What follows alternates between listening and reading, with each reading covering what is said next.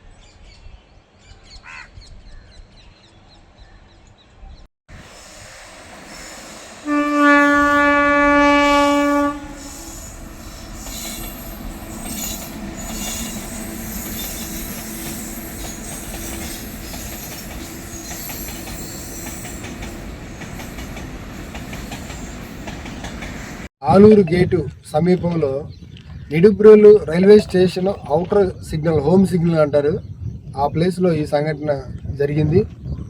సదరు నేరస్తులు వారి నేరానికి